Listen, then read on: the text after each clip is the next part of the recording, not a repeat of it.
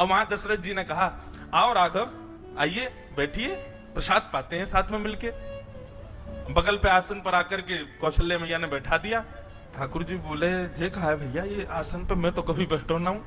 तुरंत चढ़ गए और दशरथ जी की गोद में बैठ गए, और गोद में बैठ करके वहीं बैठ गए। वहीं प्रेम, दशरथ जी को भी बड़ा प्रेम लगा।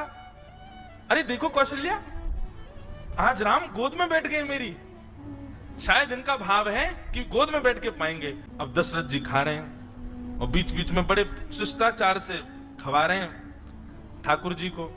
ठाकुर जी के मुंह में उंगली जाए, सो उंगली काट जाए दशरथ जी की। दशरथ जी के बोले, राघव ऐसे नहीं करते, आपने काट क्यों लिया? इतने में तो ठाकुर जी ने कड़ी ली और कड़ी लेके दशरथ जी की दाढ़ी पे लगा दी, खीर लेके माथे पे लगा दी, और पूरे मुंह पे सब मक्खन आदि पोत करके और अपनी जीभ निकाल के उनके गाल चाट गए।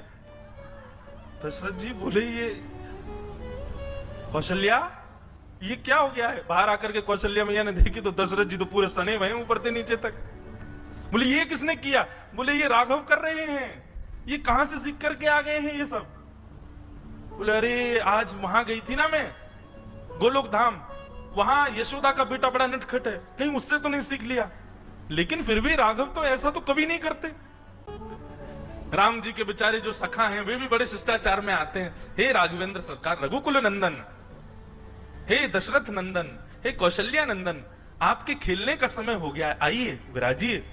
वहां तो इतनी आज्ञा से बुलावा, वहां पे, ओ लाला कहा कर रहे हो? अरे जल्दी आ जा, गैया सबरी गई है, वन में चरवे के काज, हमारा डोलवे को समय है गया, जल्दी आने करके, नहीं आवे को दारी के हम भीतर आ रहे हैं। वहां तो ऐसे बोले सब। ठाकुर जी निकल करके बाहर आए, राम जी के सब सखा देखे, सब सखा तो ऐसे निवेदित कर रहे हैं, ये लीजिए गेंद, इससे खेल ले राघव, आइए यहाँ खेलेंगे। ठाकुर जी ने गेंद ली, एक दूसरे के मुड़े मारनी शुरू करी, पकड़ करके चोटी कोई को पेड़ पर चढ़ा दियो, कोई को नदी में फेंके आए, कोई के ऊपर चढ़ करके वही को घोड़ा बना दियो। बालक सब रोते रोते कौशल्या मैया के पास गए, बोले, आज राम जी को क्या हो गया, बहुत मार रहे हैं हमको।